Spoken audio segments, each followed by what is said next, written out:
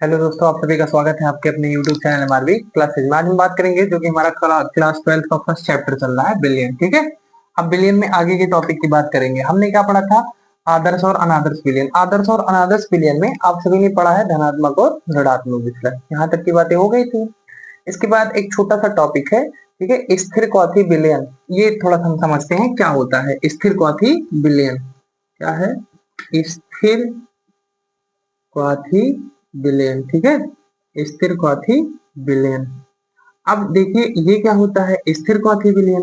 स्थिर का मतलब स्थिर हो, क्वाथी का मतलब क्वथनांक, बिलियन मतलब बिलियन, मतलब ऐसा बिलियन जिसका क्वथनांक क्या हो, स्थिर हो। बिलियन में कौन कौन होता है? विलय और विलायक। बिलियन में कौन होगा? विलय और विलायक। तो विलय और विलायक का क्वथनांक स्थिर होगा। क्वथनांक स्थिर होने का मतलब क्या है? क्वथनांक का मतलब क्या होता है? जिस ताप पर कोई द्रव उबले। ठीक है, मतलब द्रव में जो भी हमारा इस बिलियन में जो भी विलय और विलायक होंगे वो एक ही ताप पर उबलेंगे। सीधा सीधा मतलब है। स्थिर क्वाथी का क्या मतलब है? जिनका क्वथनांक स्थिर हो। जैसे मान लो हमारे पास ये एक बिलियन है, ये एक बिलियन है, इसमें एक विलय है, ए विलय है और बी विलायक है। ये क्या है? ए और ये बी है। ये विलय है और ये विलायक है। अब एक बिलियन बन गया। ठीक है, अब जब बिलियन ये बना तो इसमें ए और बी है, विलय और विलायक।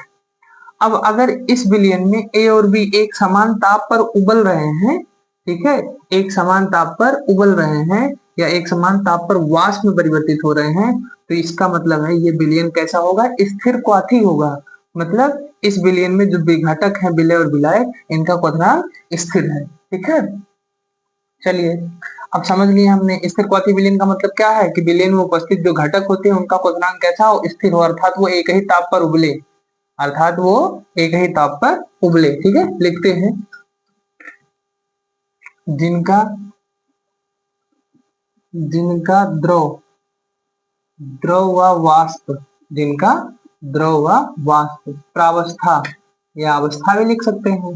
जिनका द्रव व वाष्प प्रावस्था में में संगठन संगठन समान हो, संगठन समान हो, तथा वे तथा तथा वे एक ही ताप पर तथा वे एक समान ताप पर एक समान ताप पर उबलते हों, एक समान ताप पर उबलते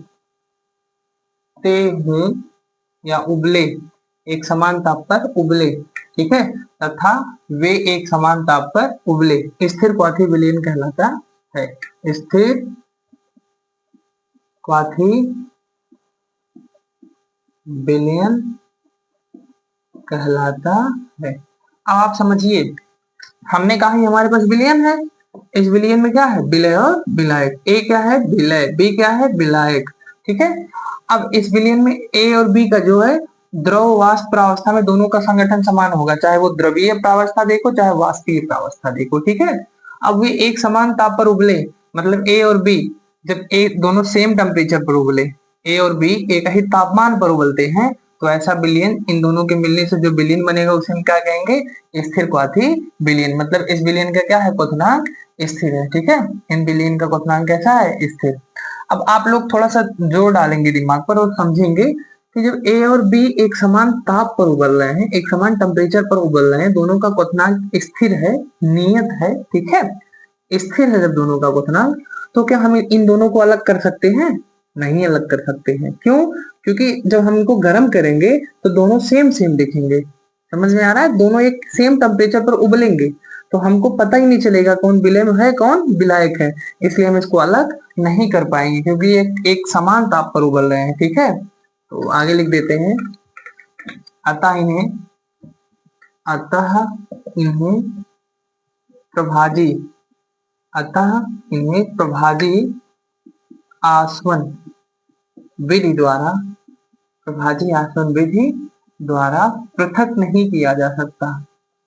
पृथक नहीं किया जा सकता किया जा सकता। ठीक है, इन्हें क्या बोल सकता है कि प्रभाजी आसवन द्वारा विधि द्वारा हम इनको पृथक उथक नहीं कर पाएंगे। क्यों नहीं कर पाएंगे? दोनों का क्वथनांक सेम है। जैसे होता है ना, किसी ग्रुप में दो लोग हों और दोनों दोनों का जो है आ, सोचने की क्षमता दोनों की सेम हो, तो क्या हम उन दोनों को उनके मार्ग से डिस्ट्रैक्ट कर पाएंगे? नहीं कर पाएंगे, क्योंकि वो दोनों सेम ही सोचते हैं।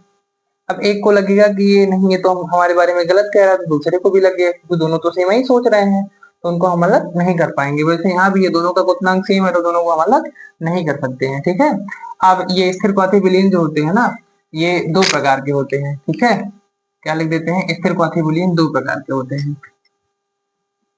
स्थिर क्वाथी विलयन दो प्रकार के होते हैं। दो प्रकार के होते हैं। कौन कौन सा? नंबर एक है उच्चतम क्वथनांकी स्थिर क्वाथी। ठीक है, उच्चतम क्वथनांकी स्थिर क्वाथी। उच्चतम क्वथनांकी, ठीक है, स्थिर क्वाथी। दूसरा है निम्नतम। दूसरा क्या है? निम्नतम क्वथनांकी। निम्नतम क्वथनांकी निम्नतम क्वथनांकी चलो क्वथनांकी लिख लेते हैं। निम्नतम क्वथनांकी स्थिर क्वाथी। ठीक है। उच्चतम क्वथनांकी स्थिर क्वाथी और निम्नतम क्वथनांकी स्थिर क्वाथी। उच्चतम मतलब ज्यादा होगा, क्वथनांकी मतलब क्वथनांक, मतलब ऐसा स्थिर क्वाथी विलयन जिसका क्वथनांक ज्यादा हो। सही है। निम्नतम मतलब कम होगा, क्वथनांकी मतलब क्वथनांक, स्थिर क्वाथी मतलब स्थिर क्वाथी विलयन, ऐसा स्थिर क्वाथी विलयन जिसका क्वथनांक क्या हो? कम हो। ठीक है, समझ में आया? इसमें क्या होगा? ऐसा स्थिर क्वाथी विलयन जिसका क्वथनांक उच्च हो। जब क्वथनांक दोनों घटकों से उच्च होता है, जिसका क्वथनांक दोनों घटकों से उच्च होता है, ठीक है, और जिसका क्वथनांक दोनों घटकों से, दोनों घटक कौन कौन? विलय और विलायक, दोनों घटकों से निम्न होता है। लिख देते हैं जिनका, इनका लिख देते हैं, इनका क्वथनांक दोनों घटकों से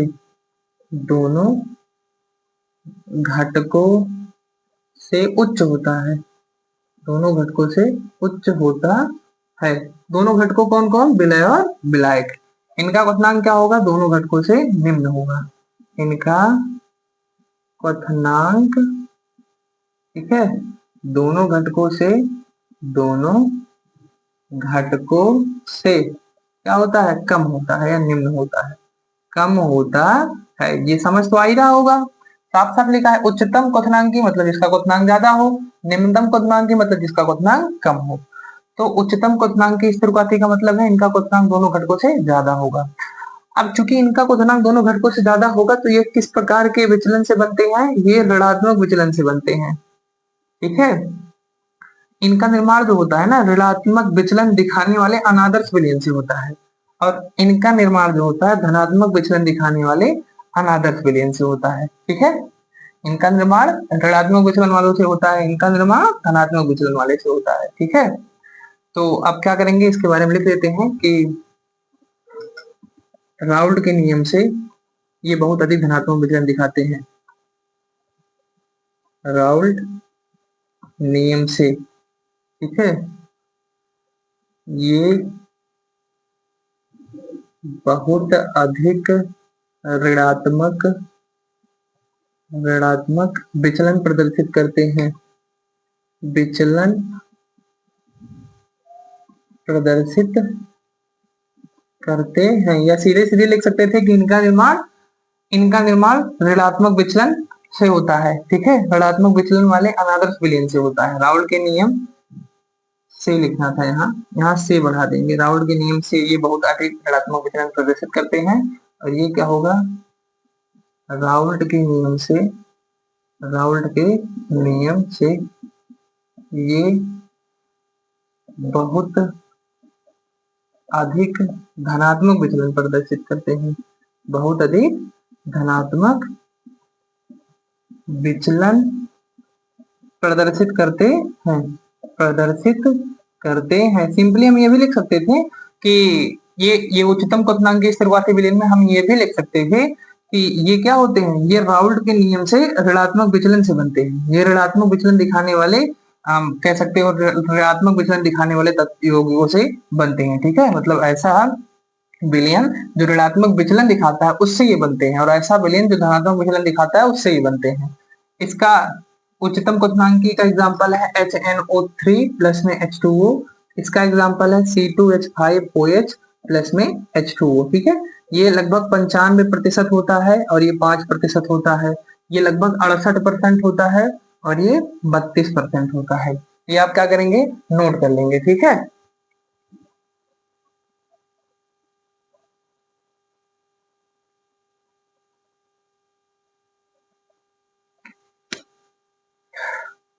देखिए एक बार हम फिर से बता देते हैं। स्थिर क्वाथी विलयन का मतलब है कि जब दो, मान लीजिए हम विलयन बना रहे हैं, विलयन में विलय और विलायक होते हैं, अब दोनों एक ही ताप पर उबले, मतलब दोनों का क्वथनांक स्थिर हो, तो वो विलयन स्थिर क्वाथी हो जाएगा। अब इन्हें हम अलग नहीं कर सकते हैं, इन्हें लिखा है, इन्हें प्रभावी आसनविद द्वारा पृथक नहीं किया जा सकता।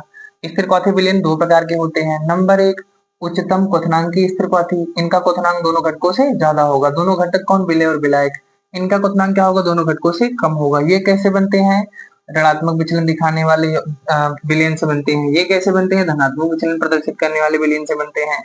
इसका एग्जांपल है HNO3 प्लस H2O। 68% HNO3 होता है, 32% H2O होता है। और इसका एग्जांपल है C2H5OH प्लस में H2O। 95% C2H5OH होता है और 5% हमारा जल होता है। ठीक है, तो आप पूरा इसको क्या करेंगे, नोट कर लेंगे। समझ में तो आ ही गया होगा।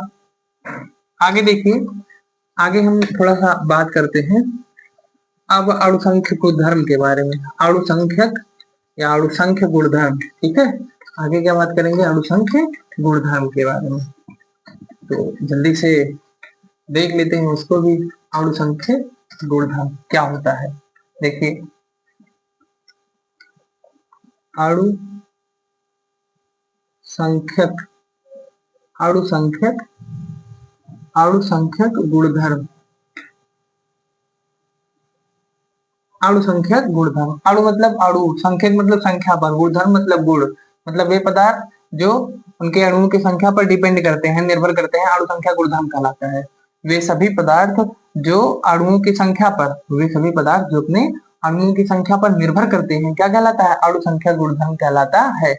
अणु मतलब अणुओं, संख्यक मतलब संख्या, गुणधर्म मतलब गुणों, मतलब ऐसे पदार्थ जो किस पर निर्भर करते हो, अणुओं की संख्या पर निर्भर करते हो, अणु संख्या गुणधर्म कहलाता है। वे सभी गुण, वे सभी गुण जो अणुओं, जो अणुओं की संख्या, जो अणुओं की संख्या पर निर्भर, अणुओं की संख्या पर निर्भर करते हैं, करते हैं, अणु संख्यक, अणु संख्यक गुणधर्म कहलाते हैं, अणु संख्यक गुणधर्म कहलाते हैं। ठीक है, इसमें हमने क्या बताया, वे सभी गुण जो अणुओं की संख्या पर, किसके अणुओं की, पदार्थों के अणुओं की संख्या पर, यहाँ लिख दे रहे हैं, वे सभी गुण जो पदार्थों के अणुओं की, यहाँ आप लिख देंगे पदार्थों के अणुओं की, क्या लिखेंगे, पदार्थों के, बीच में बढ़ा देंगे। ठीक है, इसको आप यहाँ लिखेंगे। ठीक है, वे सभी गुण जो पदार्थों के अणुओं की संख्या पर निर्भर करते हैं, अणु संख्या गुणधर्म कहलाते हैं। पदार्थों के अणुओं की संख्या पर भी डिपेंड करते हैं, मतलब अणुओं की संख्या कम है तो किस प्रकार का गुण प्रदर्शित करेगा, अणुओं की संख्या ज्यादा है तो किस प्रकार से गुण प्रदर्शित करेगा। आइए इसके बारे में हम एक एक करके अध्ययन करते हैं। ठीक है, अणु संख्यक गुणधर्म, अणु संख्यक गुणधर्म, अणु संख्यक गुणधर्म जैसे कौन कौन से अणु संख्यक गुणधर्म है। नंबर एक, वाष्प दाब, वाष्प दाब का अपेक्षिक अवनमन, वाष्प दाब का अपेक्षिक अवनमन। ठीक है, ये अणु संख्यक गुण अवनमन। ठीक है, पहला हो गया। दूसरा है क्वथनांक उन्नयन, क्वथनांक उन्नयन, क्वथनांक उन्नयन। ठीक है, तीसरा है हिमांक अवनमन, हिमांक अवनमन, अवनमन। और चौथा है परासरण दाब, क्या है, परासरण दाब। ठीक है, ये चार गुण हैं। अणु संख्यक गुणधर्म कौन कौन से हैं, सबसे पहला आया वाष्प दाब का अपेक्षिक अवनमन। ठीक है, उसके बाद क्या है, क्वथनांक उन्नयन, उन्नयन का मतलब क्वथनांक का बढ़ जाना, उसके बाद क्या है, हिमांक अवनमन। अवनमन का मतलब हिमांक का घट जाना, अवनमन मतलब कमी, उन्नयन मतलब बढ़ोतरी कह सकते हो। परासरण दाब, ये चार जो है अणुसंख्यक गुणधर्म है। इस चैप्टर में यही चार टॉपिक बचे हैं जिनके बारे में हम एक एक करके पढ़ लेंगे और ये चैप्टर हो जाएगा हमारा खत्म। ठीक है, तो सबसे पहले अणुसंख्यक गुणधर्म है वाष्प दाब का अपेक्षित अवनमन। इसके बारे में इतना आप नोट कर लेंगे। इसके बारे में थोड़ा सा हम लिखते हैं। सबसे पहला क्या है, वाष्प दाब का आपेक्षिक अवनमन। वाष्प दाब का आपेक्षिक अवनमन, सबसे पहला गुण क्या है, वाष्प दाब का आपेक्षिक अवनमन। अब इसको आप समझने की कोशिश करेंगे। इसके पहले मैंने बताया है, जब इसके पहले जस्ट पहले वाला ही वीडियो में हमने बताया है कि राउल्ट का नियम जब किसी अवाष्पशील विलय के लिए लगेगा तो हमने इसका फार्मूला भी बताया है। ठीक है, उस वीडियो को भी आप देख सकते हैं। उस वीडियो को देखने पर भी ये आपको समझ में आएगा क्योंकि तो हमने डिटेल में बताया है। यहाँ भी हम बातें करेंगे इसके बारे में। ठीक है, फार्मूला बताएंगे इसका।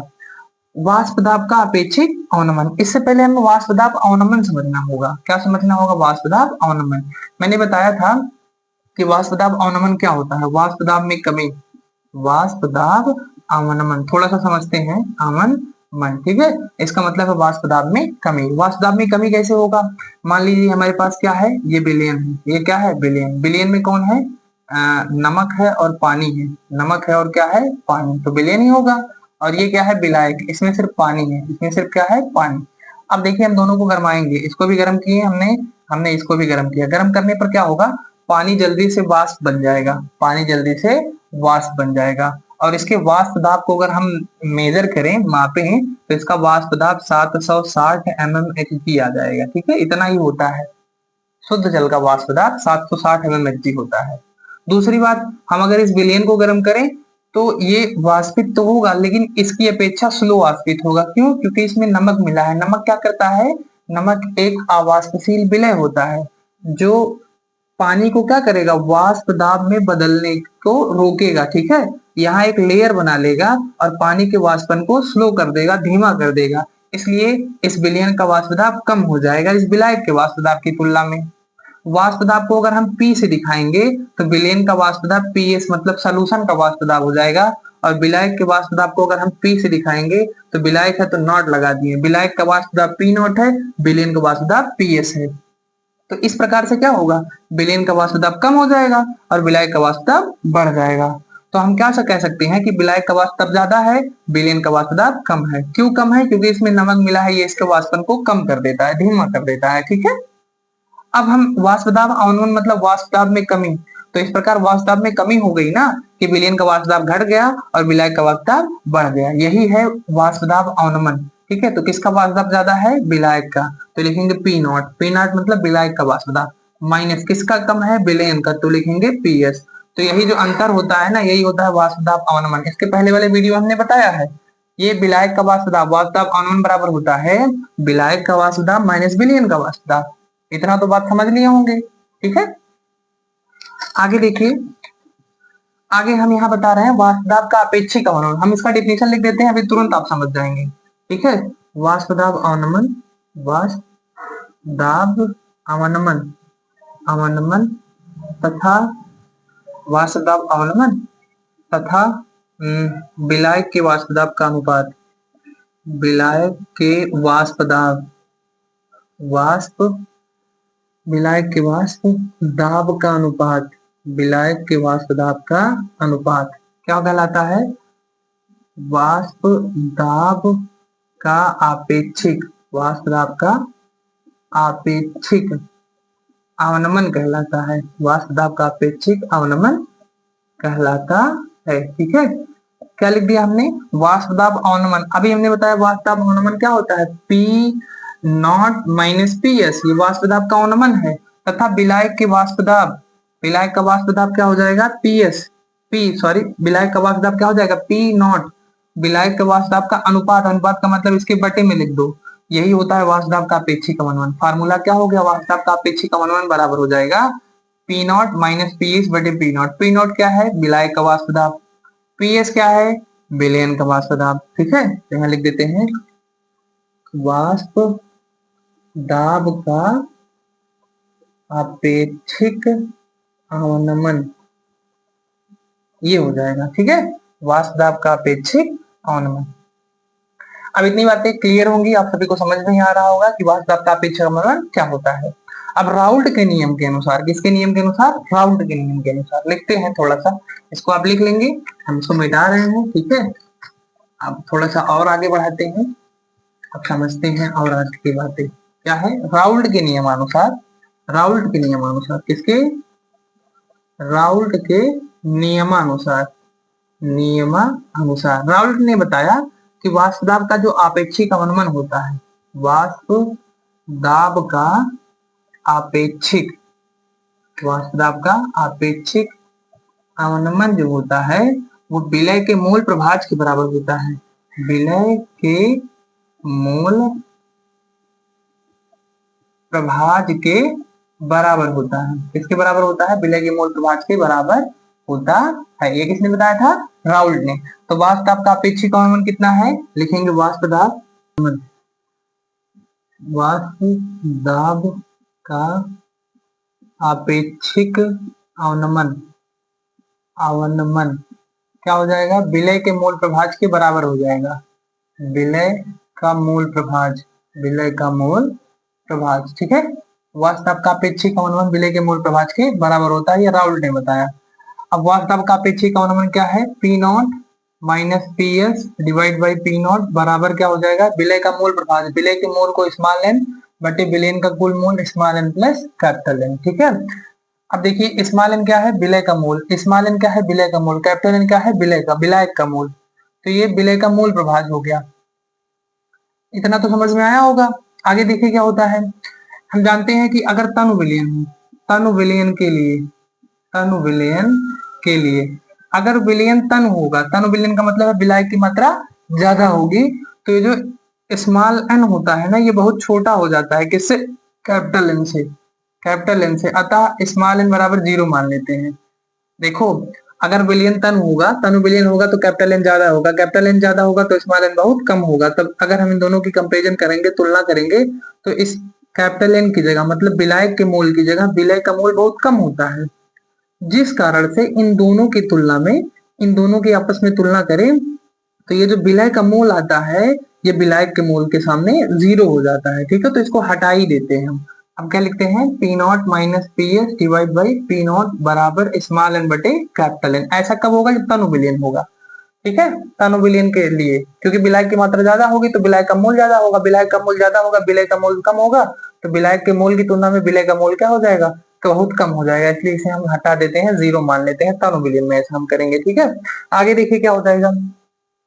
आगे हम इसको थोड़ा सा मिटाते हैं और समझते हैं। आगे क्या हो जाएगा? स्मॉल एन बराबर क्या होता है? स्मॉल एन मतलब मूल है किसका? विलय का। तो मूल बराबर क्या होता है? भार बटे अणुभार, ठीक है। तो भार को W1 मान रहे हैं इस मूल विलय के लिए, विलय के लिए विलय को भार को W1 मान रहे हैं और इसके अणुभार को M1 मान रहे हैं, ठीक है, स्मॉल m1। विलायक के लिए विलायक का मूल बराबर होता है विलायक का भार बटे विलायक का अणुभार। विलायक के भार को कैपिटल W2 मान रहे हैं और इसके अणुभार को M2 मान रहे हैं, इस तरीके से।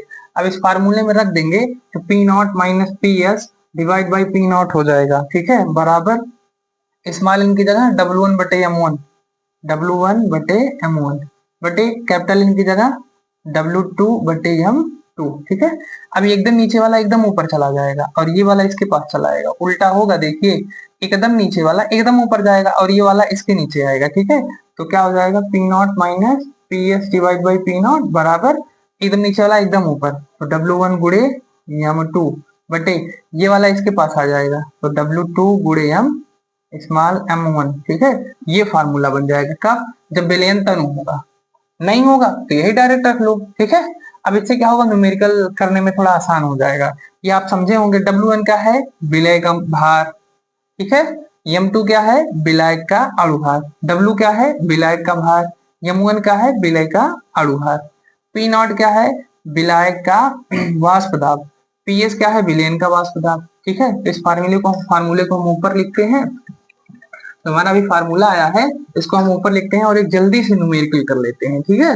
देखिए क्या हमने बताया, P not minus P H divide by P not बराबर W1 गुड़े M2 बटे W2 गुड़े यमोन, ठीक है, ये फार्मूला आया है।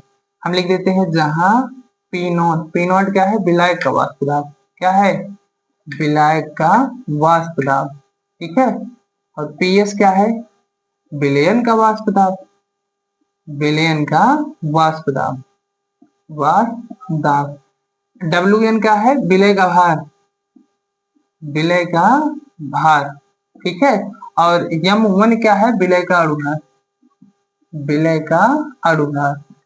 ये इतनी बात समझ में आई होगी। वैसे वैसे क्या हो जाएगा, कैपिटल W2 हो जाएगा विलय का भार, अरे सॉरी विलायक का भार, विलायक का भार, ठीक है, और यम टू हो जाएगा विलायक का अणुभार, विलायक का अणु भार। अब एक क्वेश्चन जल्दी से कर लेते हैं और इसको अप्लाई कर लेते हैं, ठीक है। हमारे पास प्रश्न है, किसी ताप पर शुद्ध बेंजीन का वाष्प दाब, किसी ताप पर, किसी ताप पर शुद्ध बेंजीन का वाष्प दाब, शुद्ध बेंजीन का वाष्प दाब दिया गया है कि 0.85 बार है, 0.85 बार है, 0.5 ग्राम अवाष्पशील विद्युत अनपघटय, अवाष्पशील विद्युत अनपघटय, विद्युत अनपघटय, ठीक है, विद्युत अनपघटय, अनपघटय से अनपघटय। ये हो गया। ठोस को 39 ग्राम, कह रहा है ठोस को 39 ग्राम बेंजीन, 39 ग्राम बेंजीन, ठीक है, इसका मोलर द्रव्यमान दिया है, मोलर द्रव्यमान मतलब वही अणुभार, मोलर द्रव्यमान कितना दिया है, 78 ग्राम प्रति मोल, ग्राम प्रति मोल इतना दिया गया है, ठीक है। और में घोला गया प्राप्त विलयन का वाष्प दाब, में घोला गया, में घोला गया प्राप्त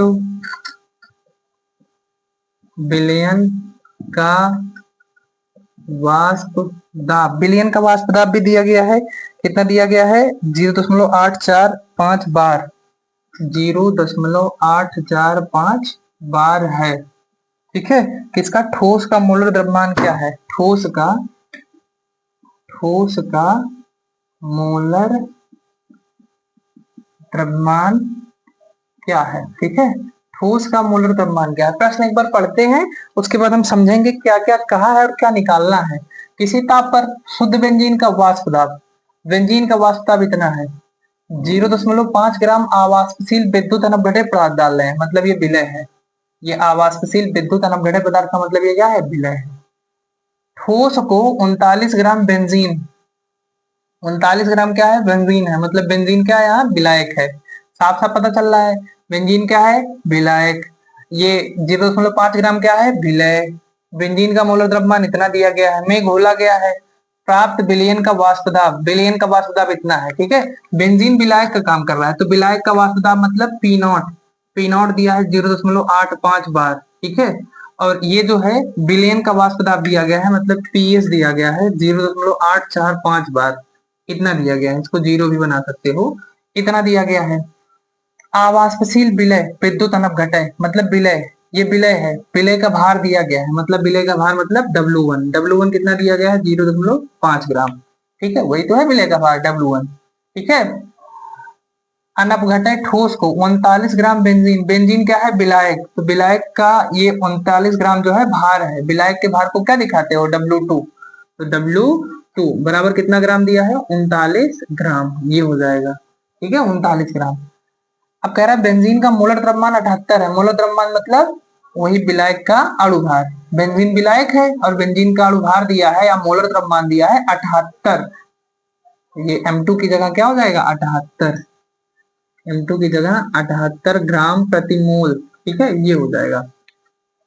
तो इसमें हमें सारी चीजें दी गई हैं, पी नॉट दिया है, पीएस दिया है, W1 दिया है, M2 दिया है, W2 दिया है, M1 निकालना है, M1 निकालना है, M1 मतलब ये देखिए ठोस का मोलर द्रव्यमान क्या है, ठोस का मतलब यही जो विलय है, विलय का मोलर द्रव्यमान निकालना है, विलय का मोलर द्रव्यमान मतलब क्या निकालना है, स्मॉल M1 निकालना है, स्मॉल M1 क्वेश्चन मार्क लगा दे रहे हैं, यही निकालना है। इस फार्मूले में हम सीधे रख देंगे पी नॉट का मान 0.850 माइनस पी एस का मान 0.845 डिवाइड बाई पी नॉट का मान 0.850 बराबर W1 कितना है, W1 ये है 0.5 गुणे M2 कितना है 78 ग्राम बटे बटे क्या है W2 का मान कितना है 39 गुणे ये बराबर 39 गुणे क्या है M1 ही निकालना है, M1 को M1 ही रहने दो, ठीक है।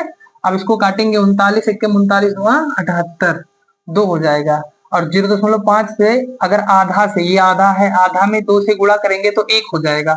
0.5 में अगर 2 से गुणा करेंगे तो 1 हो जाएगा।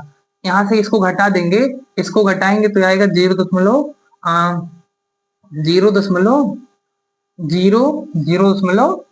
50 में से 45 जाएगा तो कितना हो जाएगा 0.05 हो जाएगा 0.05 और डिवाइड बाई कितना 0.850 बराबर क्या हो जाएगा 0.5 से 2 में मल्टीप्लाई करेंगे तो 1 हो जाएगा 1/M1 1/M1, ठीक है।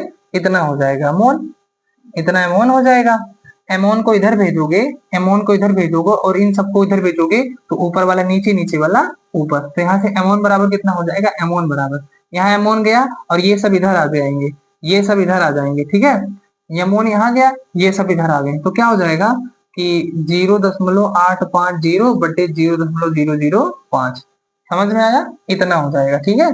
अब देखिए अगर हम दशमलव को 1 2 3 अंक के बाद ले जाएंगे तो ये दशमलव भी 3 अंक के बाद आएगा, मतलब अगर इसको सही से लिखें तो 850 डिवाइड बाई 5 हो जाएगा 5 एकम 5 5 एकम 5 आएगा 3 हो जाएगा 35 7 पचे 35 170 ग्राम आएगा। कितना ग्राम आ गया M1 बराबर 170, ठीक है 170 ग्राम आ गया। कितना ग्राम आ गया 170 ग्राम। अब इसको क्या कर लेंगे आप सभी क्या करेंगे इसको नोट कर लेंगे, ठीक है। सॉरी ये ग्राम नहीं होगा क्योंकि हमें क्या निकालना था इसका, M1 क्या है मूल द्रव्यमान है, M1 क्या है विलय का अणुभार है तो ये ग्राम प्रति मोल होगा, ग्राम प्रति मोल क्योंकि ये अणुभार है, ठीक है। तो ये आपको समझ में आया होगा, काफी आसानी से हमने इसको सॉल्व करके दिखाया है। आप भी क्या करेंगे एक बार प्रैक्टिस कर लेंगे। तो अगले वीडियो में जो है हम आपको इसके आगे का टॉपिक बनाएंगे जो कि हमारा है क्वथनांक उन्नयन। इस वीडियो में यहीं तक, धन्यवाद।